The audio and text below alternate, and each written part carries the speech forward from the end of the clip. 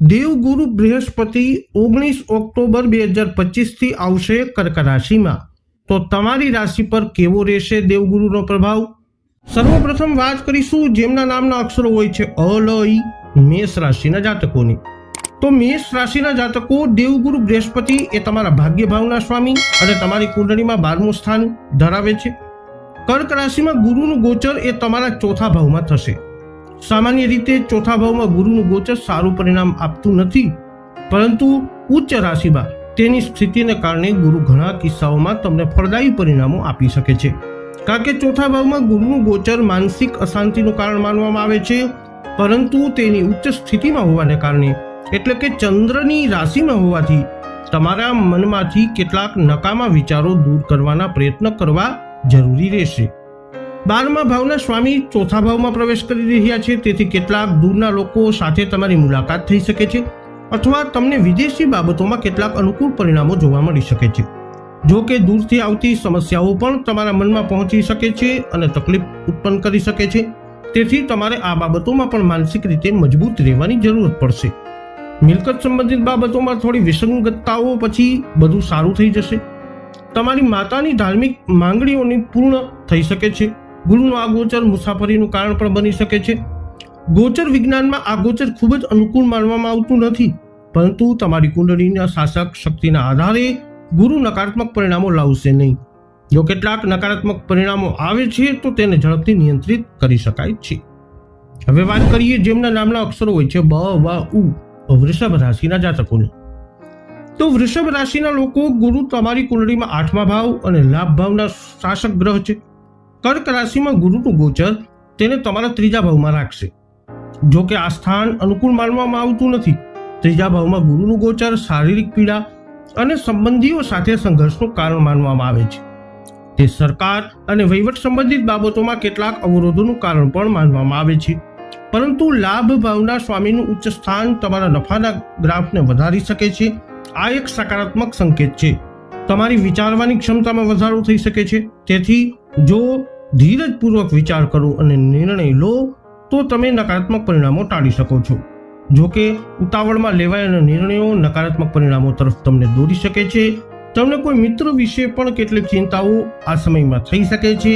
આ ગોચર મુસાફરીની શક્યતા ઊભી કરી શકે છે, પરંતુ મુસાફરી કરતા પહેલા તેના ફાયદા અને નુકસાન એટલે કે ગેરફાયદા ધ્યાનમાં લેવાનું સલાહભર્યું તમારા માટે રહેશે. વ્યવસાયમાં કોઈ પણ જોખમ લેવાનું આ સમય અવધિમાં ટાળજો. હવે વાત કરીશું જેમના નામના અક્ષરો હોય છે ક, છ, ઘ, મિથુન રાશિની. મિથુન રાશિના જાતકો, ગુરુ તમારી કુંડળીમાં 7મા ભાવના સ્વામી તેમજ કાર્યસ્થાનના સ્વામી છે. કર્ક રાશિમાં ગુરુનું ગોચર તમારા 2જા ભાવમાં થશે. 2જા ભાવમાં ગુરુનું ગોચર ખૂબ જ સારા પરિણામો આપનારું માનવામાં આવે છે. આવી સ્થિતિમાં જ્યારે કર્મસ્થાનના સ્વામી ધનભાવમાં ઉચ્ચ સ્થાનમાં છે, ત્યારે તે સૂચવે છે કે તમારા કાર્યક્ષેત્રમાં સારા પરિણામો મળશે. આનો અર્થ એ છે કે તમારા કાર્ય અથવા નોકરીમાં સકારાત્મક પરિણામો આવશે. ગુરુનું આ ગોચર ખૂબ જ સારા પરિણામો લાવશે, ખાસ કરી અને નાણાકીય બાબતોમાં. ગુરુનું આ ગોચર કૌટુંબિક સુખ અને સમૃદ્ધિમાં પણ ખૂબ સારા પરિણામો તમને આપી શકે છે. જો તમે લગ્ન કરવા યોગ્ય ઉંમરના છો અને લગ્ન કરવાનો પ્રયત્ન કરી રહ્યા છો તો આ ગોચર સકારાત્મક પરિણામો લાવી શકે છે. ગુરુનું આ ગોચર બાળકો સંબંધિત બાબતોમાં પણ સકારાત્મક પરિણામો લાવનારું માનવામાં આવે છે. આ ગોચર તમને તમારા સ્પર્ધકોથી આગળ વધવામાં મદદ કરશે.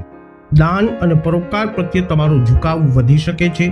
મિલકત સંબંધિત બાબતોમાં પણ સારા પરિણામો જોવા મળી શકે છે. 7મા ભાવના સ્વામીનું ઉચ્ચ સ્થાન પણ એક સકારાત્મક મુદ્દો છે.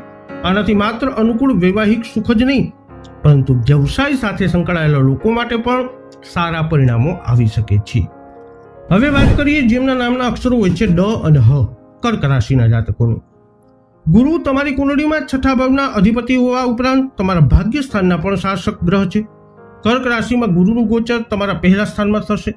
જો કે ગોચર વિજ્ઞાનના અનુસાર ગુરુનું પ્રથમ સ્થાનમાં ગોચર સારું પરિણામ આપતું નથી, પરંતુ આ ગોચર પાછલા ગોચર કરતાં વધુ સારા પરિણામો આપશે.